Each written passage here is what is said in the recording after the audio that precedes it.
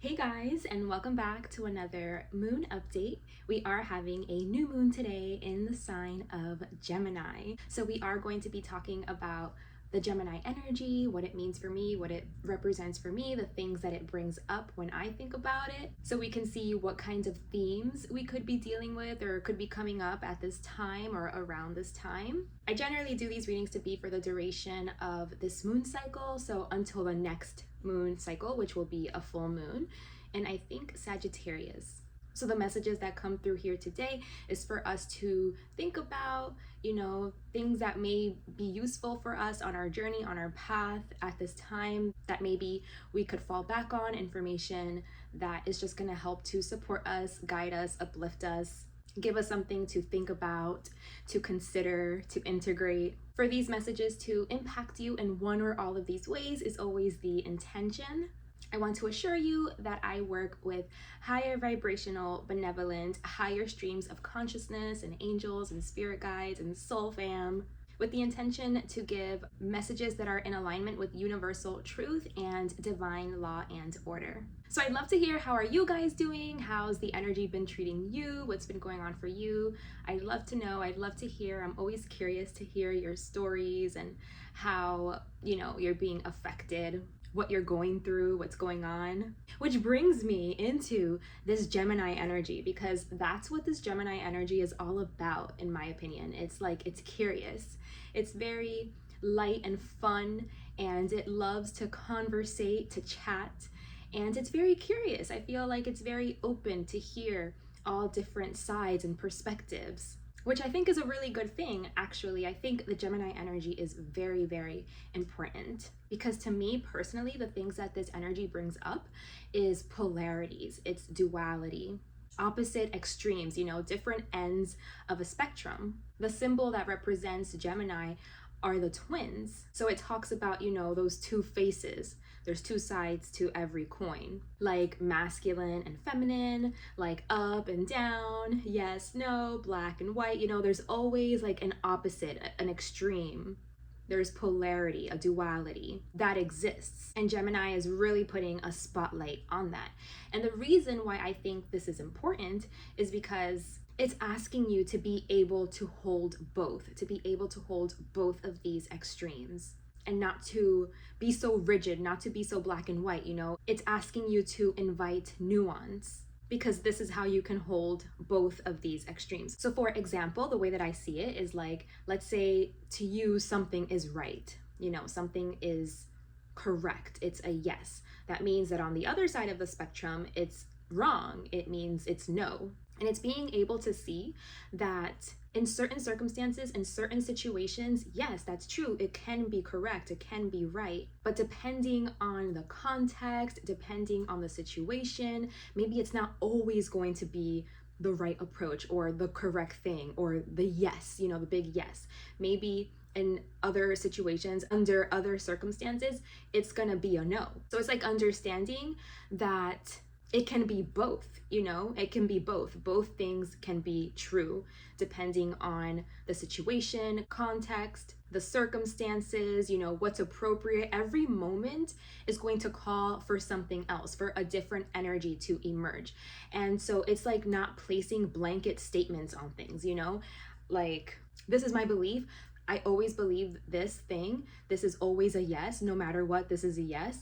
And I just feel like that keeps us rigid, that keeps us stuck, and that keeps us on like one extreme of the spectrum. Where Gemini, it's curious, it's open, it likes to know everything, both sides of the spectrum, and it knows that both sides of the spectrum are needed and can be true under different circumstances, depending on the situation.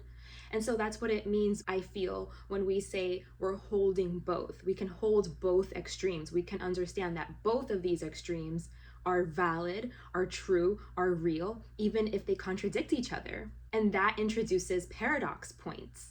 And like when you see the oneness in everything, when things like come together and you can see the oneness, like it's contradicting, it doesn't make sense, yet it's true. So that's why I think this Gemini energy is so important, because it allows us to, again, like invite nuance, and be flexible. You know, it invites fluidity into our beliefs and our way of thinking and our perception and stuff, instead of being so rigid and black and white and so stuck like on a certain belief or viewpoint or something. One example I think of when I think of this concept that I'm explaining is in the Bhagavad Gita, with Arjun and Krishna. So Arjun, you know, he has to fight. There's a battle, there's a war, and he's being called to fight, but he's like, no, I'm not gonna fight because fighting is bad.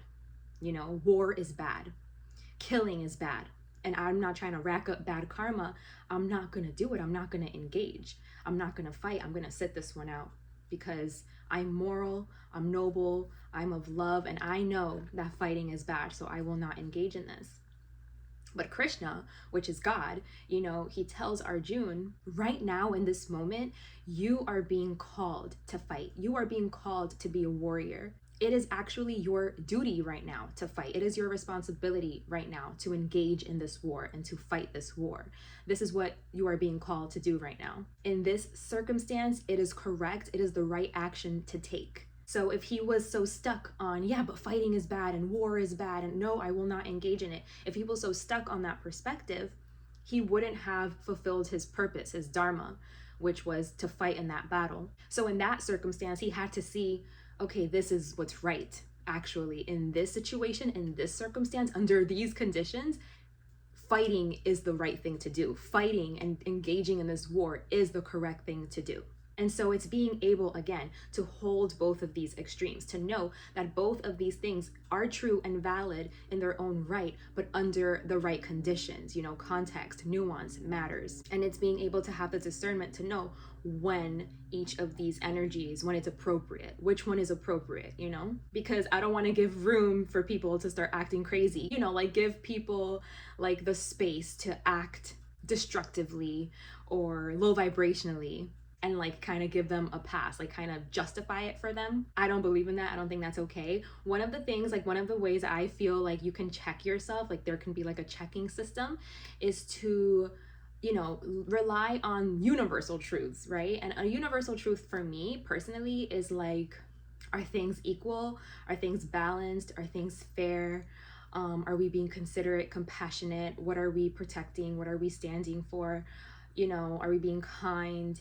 So yeah, like, are things fair? Are things equal? Are things just?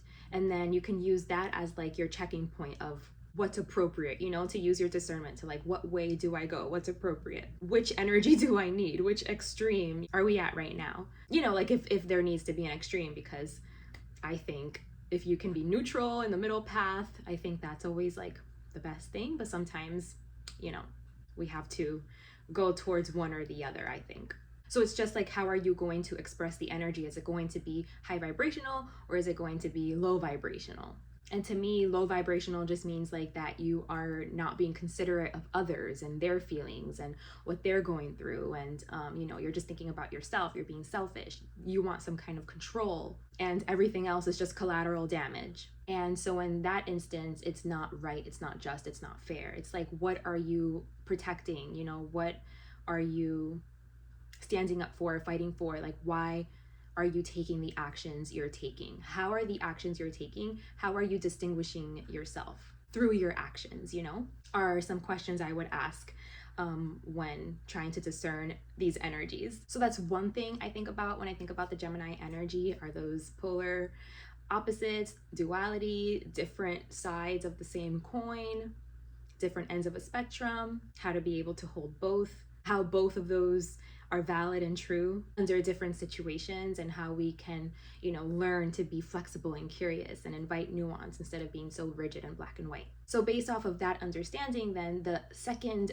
point that the Gemini energy brings up for me is, you know, people, and the fact that we're all different, and the fact that we all have different life paths, and we're all on different journeys, and we're all in different points and levels, and, you know, trying to fulfill different things. We all have different values, different opinions, different perspectives. And so it's like, it also brings up being tolerant of other people, and just because something feels really right for you, just because something is, for example, let's say like a non-negotiable for you, like this is what you choose, this is your way, this is a reflection of you and your values and your beliefs and your perspectives, it doesn't mean that that has to be the case for everyone else. You know what I mean? You can feel really strongly about something, really passionate about something, but that doesn't mean that someone else has to also like adopt your perspective or your vision, or care about what you care about and value the things that you value and prioritize the things that you prioritize.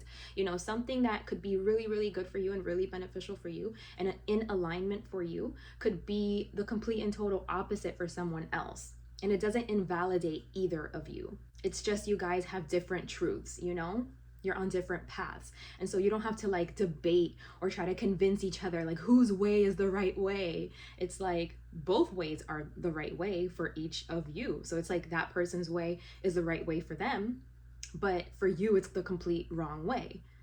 And that's okay. Again, it's like being able to hold both of those instead of like thinking like, no, that's the wrong way. I'm telling you, you're doing things the wrong way. My way is the right way.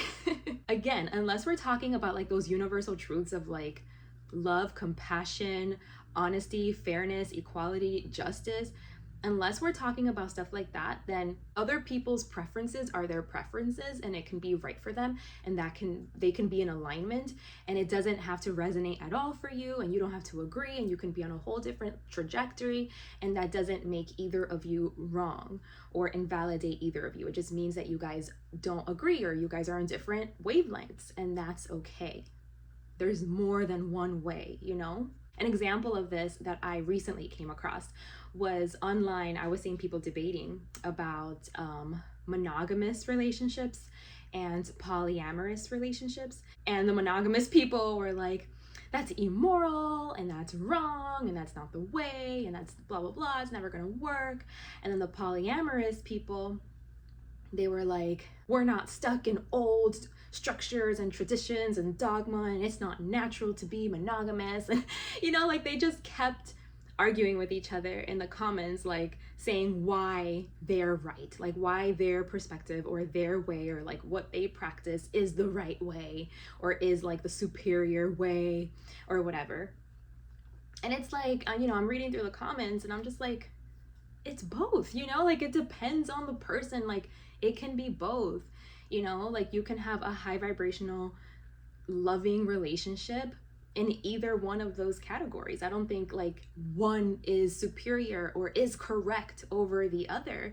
It just depends on you and again, like what do you value and what rings true for you, like what fits in more with you and with you, what you want to experience, what feels good for you, what feels pure and honest and genuine.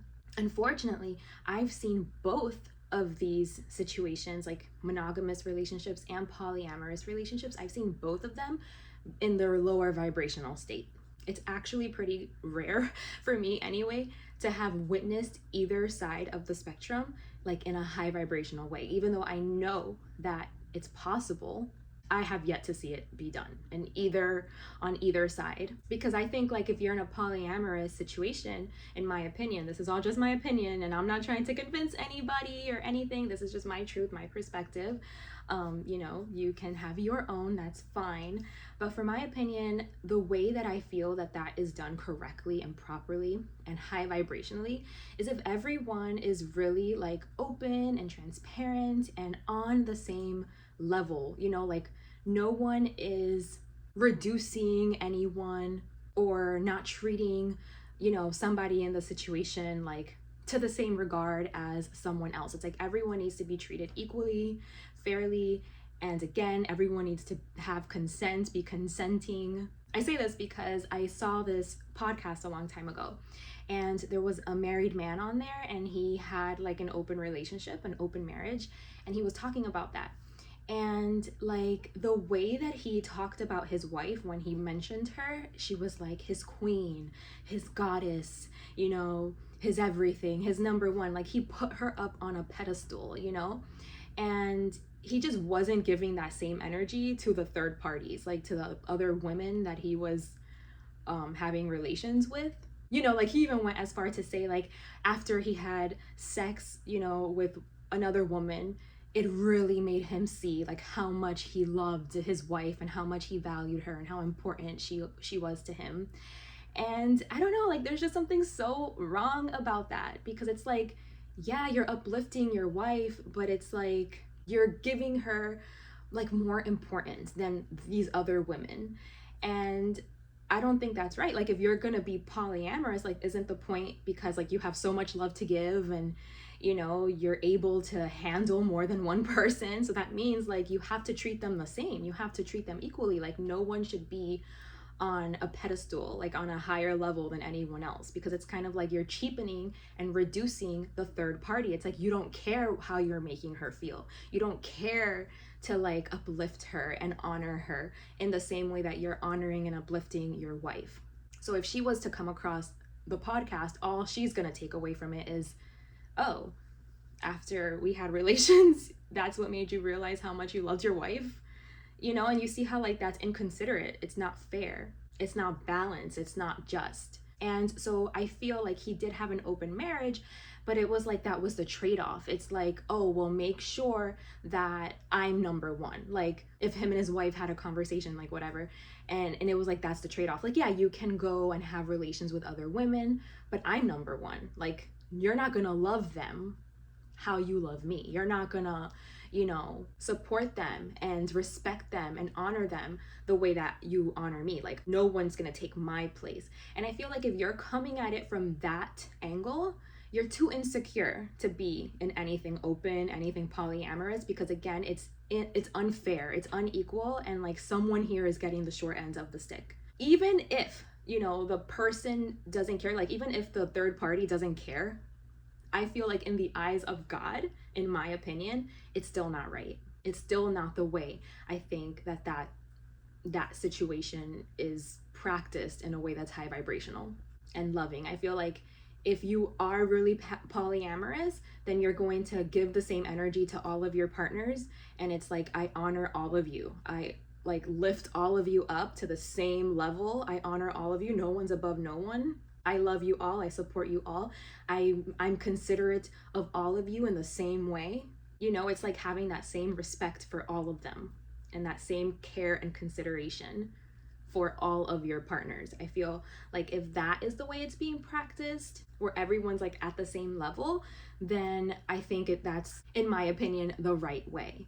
Because if not, then I feel like people are going to get jealous and there's going to be competition, and you're just like inviting more issues, more problems. Like, it's already enough, I feel, in my opinion, like to be with one person and having to like compromise and be compassionate and considerate and caring and that dynamic, like for me, that's enough. But for some people that they say they have so much love to give, that they can love more than one person, then that's what that means, in my opinion. So if it's true that you can do that you have the bandwidth for that, then why is that not what I see out here? And that's really not what I see being done out here. So do you have as much love to give as you think? Because it's not just about like, sexual, like having a sexual relationship with someone and that's it, and who cares, and you're not as important as like my wife, my goddess, my everything, my queen. It's like, I don't know, like that guy and from that podcast, it just felt like he was overcompensating. Like every other sentence he was talking about his wife and how important and how special and this and that and the other. And it's just like, and then he even said like, oh, I don't want to have a girlfriend. Like, I don't have the bandwidth to have a girlfriend. And so like, it just raises so many questions. I'm just like, what are you doing then?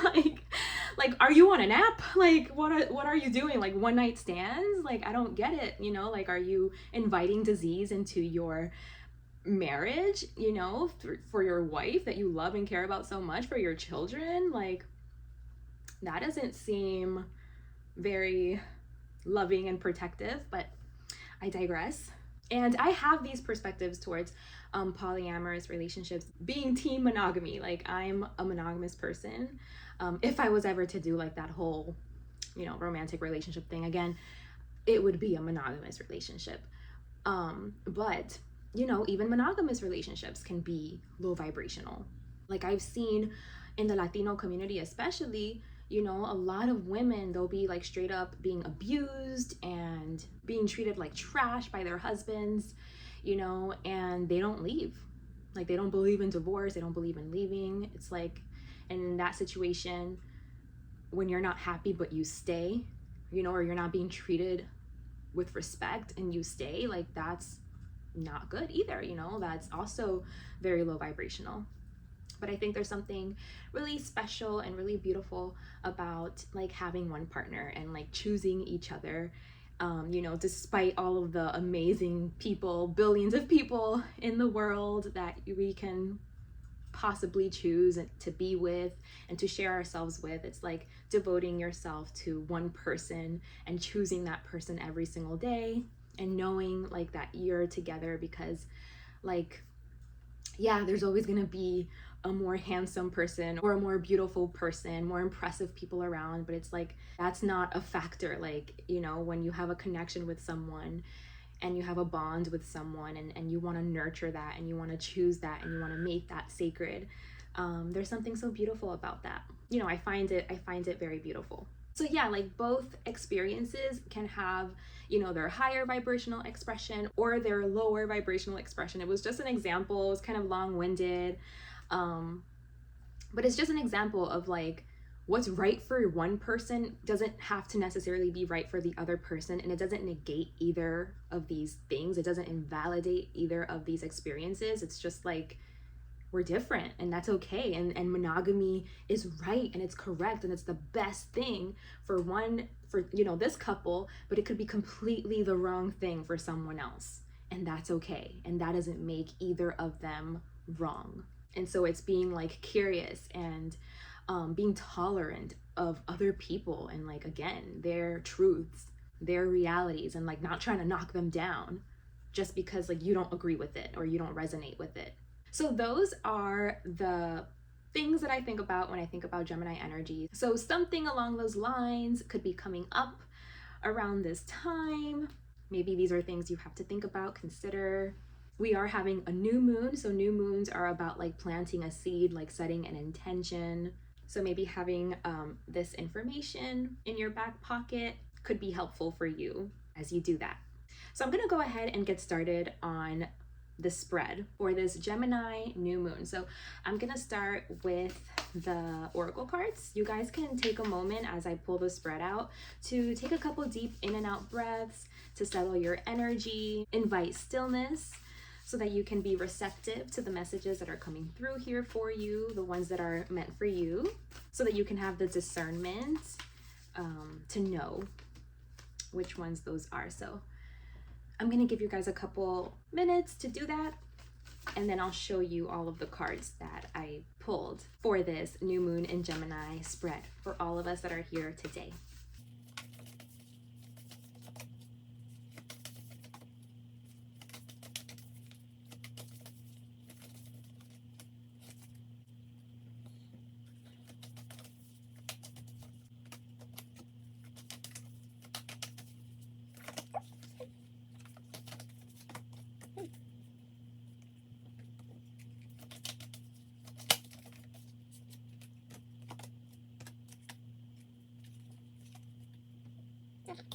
So I hope you guys have had time to settle in, to take your breaths. The first oracle card I pulled is called I Remember, Soul Plan, the Fated Life versus the Destiny Life.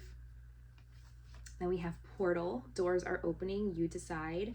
Rewards, wild card. Then we have the Courageous Peony, multifaceted, unique nature, let yourself be seen. We have Weight of the World, boundaries, let it go, it's not yours to carry. And we also have Star Ancestors, hidden secrets, lost wisdom, look a little deeper. And then we also have the Death card came out, which I find that interesting because that's like reminds me of scorpionic energy, and I think our last moon update. I feel like these all have been bleeding into each other. You know, like they all just kind of, I don't know, it's like continuous flow of energy, I think. But yeah, that scorpionic energy is coming through here with death. And then we have intention. Yeah. And then the other Oracle, my Gods and Goddesses deck, I pulled Lilith with Face Your Shadow and Sedna, There is Always Enough. Okay, so I'm gonna pull tarot, but first let me get a gist here of what Spirit wants to bring forth to us today. Okay, so with the courageous peony, you know, multifaceted, unique nature, let yourself be seen. Again, it's like be yourself fully and completely and wholly. Let yourself be seen. Don't be afraid, you know, because it's like, just because other people might disagree, might not like what you do, might not be on the same frequency, might not understand it, like it doesn't invalidate it. It doesn't mean that it's not correct and right and valid for you, okay? So you have to stay true to yourself first and foremost before you want to stay true to like anything else, before you want to please the eye of society, or, you know, it's like be yourself. Everything is multifaceted. Everything, you know, has multiple sides, more than one thing. You can be more than one thing. Don't allow yourself to be put in a box and categorized and labeled. We're all unique beings with, again, we are all multifaceted. We all have different sides of us. We're all dimensional. We have different dimensions. So don't be afraid to be who you are and do it confidently and boldly. Put yourself out there, you know? Let yourself be seen. Because it's like they're saying, do you want to fall prey to living a life that's not truthful to you? You know, living a life that it's like, you know, like this card says, the fated life or the versus the destiny life. It's like the fated life. It's like what's fated, what like what's supposed to happen, like what's in line in the cards to happen to you. If you were thinking about it like flatly, like very two-dimensionally, very like, oh, well, my parents, I come from a line of doctors, so I'm gonna be a doctor too. Or I come from a Catholic family, so I'm also Catholic. You know, these are the beliefs that were like I was raised with and that were passed down to me. So this is what I'm going to keep doing. This is what I'm going to keep passing down to my children. Like even if like you don't ring true with it, even if it doesn't resonate with you, even if like it doesn't make you come alive and make you feel something, it's like, oh, well, that's just the way it is, you know? Like just accepting something just because like that's the way it is. It's like it's fated. Instead of going against the grain in some way and staying truthful to yourself, you know what I mean? And allowing that authenticity, that truth to shine and to be what you step into, what you embody, you know, so that you can step into the destiny life versus like the fated life. Knowing that like you can like deviate, you know, like you can distinguish yourself, you can individuate. It doesn't have to be like a certain way. You don't have to be so rigid in a certain way. They want you to be able to like break free, break out of some kind of rigid energy or idea of like what it is that you're supposed to be, you know, what it is that's supposed to happen to you, what it is that you need to like adhere to, stick to. They want you to stay true to yourself and to let go of the things that are not yours to carry, to let go of like what's just not true, what's just holding you back. It's pulling you down. And not to care like how you're gonna be seen, because I'm hearing like, oh, but like I'm gonna be judged, or people are gonna think I'm crazy, or people are gonna, you know, it's like you care too much about the eye of society and what people think and like how you're gonna be perceived and like the category you're gonna be thrown into. It's like, who cares? You know what I mean? You have to be able to let all of that go and validate yourself. Love yourself enough to be like, this is who I am, this is my truth, and I don't care like who agrees or who disagrees. Like it doesn't invalidate me. We're all different, and this is my truth. This is who I am. This is what I believe, regardless of like what situation, circumstance, family, religion, like whatever, like regardless of what you were born into or like what you're in, like what was supposed to happen. Step into your truth. I'm hearing you don't ask God, who am I? You tell God who you are, what you want to represent, you know, what you represent, the kind of person you want to be, you know, your character. These are things you choose through your actions, through your decisions. You choose those things. So yeah, they're saying like that it's like you decide. You have to decide your life. Like you don't just, it's like a lot of people here could be just like not surrendering, yeah, but like accepting something that it's like you're not fully like loving, or you're not fully passionate about, or it's not like a full representation of you and your heart and who you are and what you believe in. It's like you're just like succumbing to something. And they're saying like you have the power to break out of this, but like you have to be able to let go of the weight of the world and stop carrying what's not yours to carry. You have to be courageous to move in a different direction. That's, yeah, like you have to be brave. And it's like a lot of people are feeling the calling to step up in some way, to be different, to express themselves in some way, but it's like we're afraid, we're scared, and like we're being like shut down, you know? It's like living a life that isn't true, that isn't authentic, that it's just safe, you know? There's like a certain kind of like security or stability, but like you don't feel connected to it because you're afraid that by leaving it, like there's gonna be some sort of a lack or something that you lose, a void. But you're being reminded here with this oracle card that there is always enough. You know, don't live in lack mentality. There's always going to be enough. You know, you need to live a life of intention. Like something here needs to die with this death card. Like something needs to transform, something needs to be shed, something needs to die, something needs to be let go. And it's, you know, in order to do it, you have to be very brave, because it feels like it's something that's very established. And so it's like, because it's established, you know, it provides some kind of like safety, some kinds of structure, some kind of stability, but it's like you're not being truthful to yourself, you know, like you're betraying yourself, you're betraying your heart, you are letting like society or your family or something external like dictate like who you should be, instead of you dictating that for yourself, right? And then the Lilith card came out here with face your shadow. And Lilith, you know, she makes me think about like the dark shadow side of the divine feminine energy, you know, because like the divine feminine energy can be very life-giving, you know, like think about nature. Like nature can be very life-giving, but it can also kill, you know, like there's a shadow side.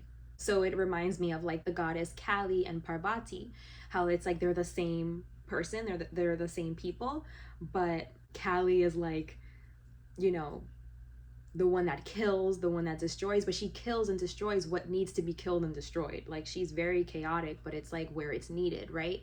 But also she needs to be stopped. Like she can just keep going and destroying everything. She needed also to be stopped. So it's understanding that both of these energies exist, this killing energy, this wrathful energy, this relentless, ruthless energy, but also like this life-giving, beautiful energy. And I feel like something with this shadow side of this energy is coming through here. But then also the story of Lilith, it's like she just wanted to be equal with Adam, you know what I'm saying? That's why everybody like tries to say that she's, you know, bad or something, that she's negative, but really she just wanted to be equal with Adam. She didn't want to be like subordinate, subpar, you know? So it's like finding your strength. Yeah, like maybe you are gonna have to be viewed as like the bad one or something, but it's like you're just trying to get equal. You're just trying to be equal. But it's like to people that have had the upper hands for so long, when you just try to be equal, they take that as like a threat. They take that as like, oh my gosh, you know, you're challenging me. You're trying to knock me down. And it's like, no, I'm just trying to be on even ground with you. Like, I'm just trying to be equal to you. So it's like, you have to stand up, rise up, be brave, be courageous, to maybe be looked at like the bad guy, but really you're not the bad guy. You're just trying to be equal. You're just trying to be equal to something. And also like embody that darker, shadow side of the goddess, like that killing energy with this death card, but it like you're doing it intentionally. So it's like that killing energy where you're destroying things that need to be destroyed, you know? And like get comfortable there, like get comfortable. Like Callie, she like is in her boat, like going through rivers of blood, like singing songs and stuff, and she's chopping off heads left and right. So it's kind of like getting comfortable in that energy and knowing that you're not doing anything bad. Like you're destroying what needs to be destroyed. You're letting go what needs to be let go. You are acting out of intention. You are not in any kind of lack mentality. You're being called to be yourself, to be your authentic self, to let yourself be seen and to validate yourself and become whole within yourself. You don't need the validation of other people. Like it's like understanding that just because someone else doesn't understand it or other people don't understand it doesn't mean it's invalid. It's like you love yourself so much that you're gonna let yourself be you. And that's it. You validate yourself, you love yourself. I'm not gonna betray myself anymore. I'm not gonna erase myself. I'm going to rise up and be myself. And I don't care who likes it or not, But again, you have to be intentional. And I don't think I have to really explain that too much, but don't harm, like don't cause harm. You know what I mean? Like, yes, destroy what needs to be destroyed, but don't cause harm. Don't hurt, don't be selfish, don't be controlling, which I don't see that there's a problem with that right here. So let me pull the tarot to see what other messages want to come out for us. Yeah, it's like, you just want things to be fair, for things to be just. The Justice card came out here, and it's like you're being a little bit scared of taking the actions you need to take. It's like you're a little bit standoffish towards like justice. It's like you need to take these actions for justice so things can be even and fair.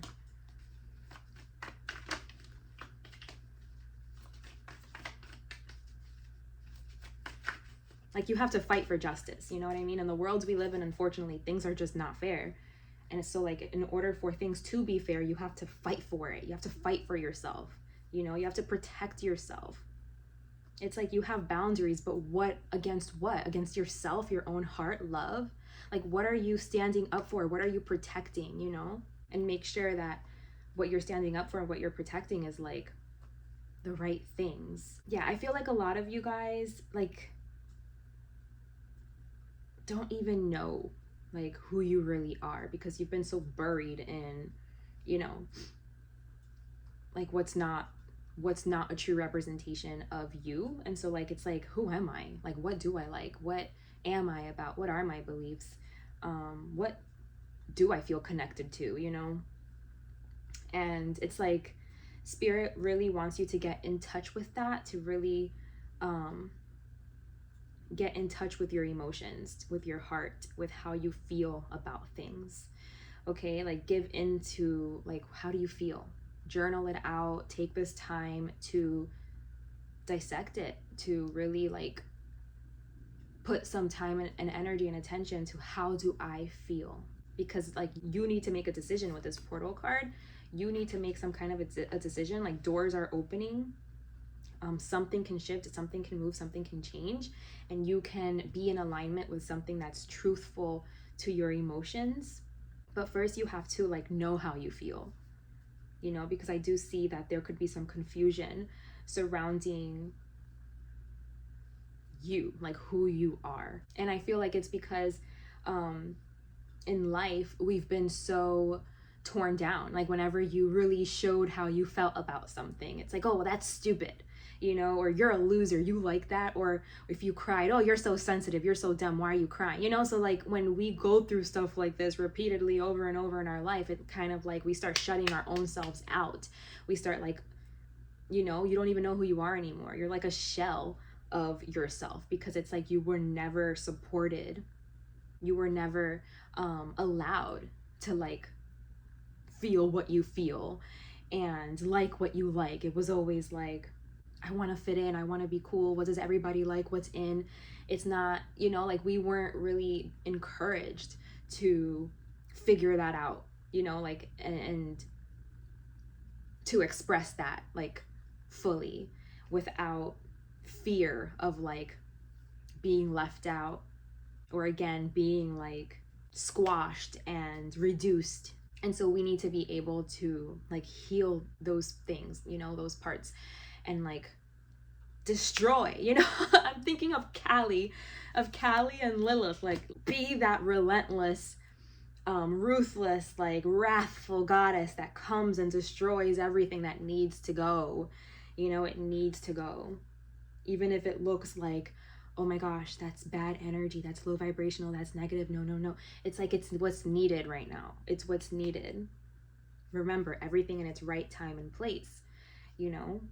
It's like being able to know yourself, know who you are, know how you feel, and to support yourself, love yourself, nourish yourself, and, you know, to know how to do that. And this is how you do it.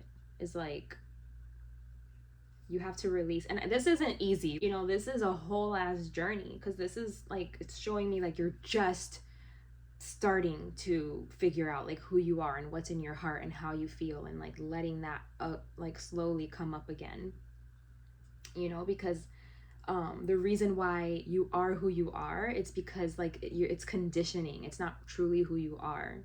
And you have to be strong in order to really like do this and to nurture yourself. It's like you have to nurture yourself. It's like no one else is gonna like come and baby you and coddle you and validate you. Like you have to be that energy for yourself. You have to love yourself enough to provide that for you.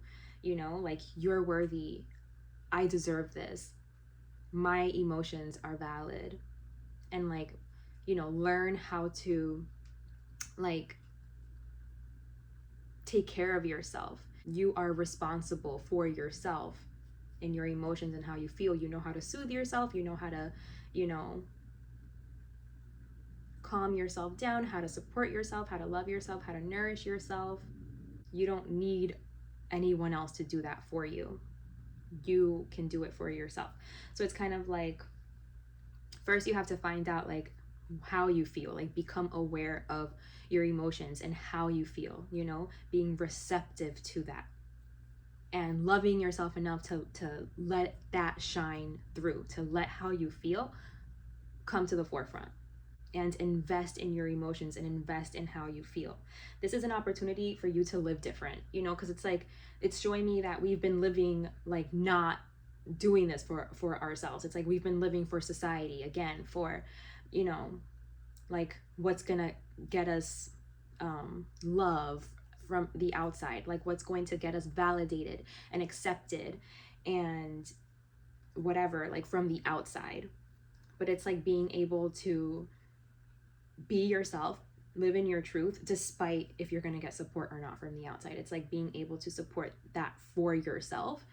And then you'll find that when you're able to do this, this is not the part of the process I'm saying, but I'm just letting you know that when you're truly able to love yourself and like do everything that I'm describing, it's like that's when you find your true people, because it's like that's when you find people that are aligned with you.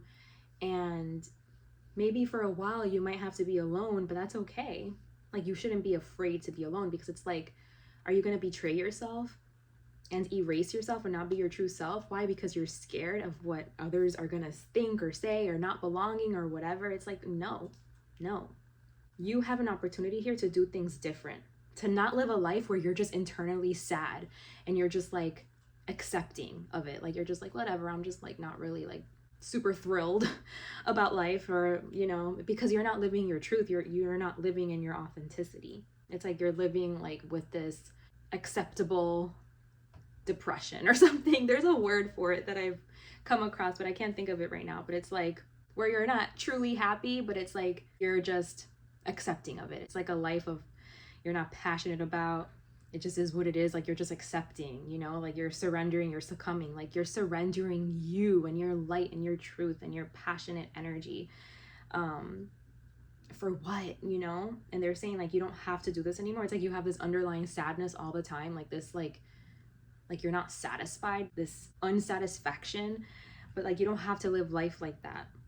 The reason why you're like permanently sad or something is because you're erasing yourself. You're not considering yourself. And they're saying that you have an opportunity here to really love yourself, you know? and to get to know yourself, to get to know all your different sides and what you believe, what you want, and all of these things, you know? And they're saying that you have to fight. It's gonna take a fight to reach justice, and you have to be strong, and you have to be brave, and you have to be courageous, and you know, you have to face your shadow. You have to know that there's always enough. And death energy, things need to transform, things need to shift, things need to change.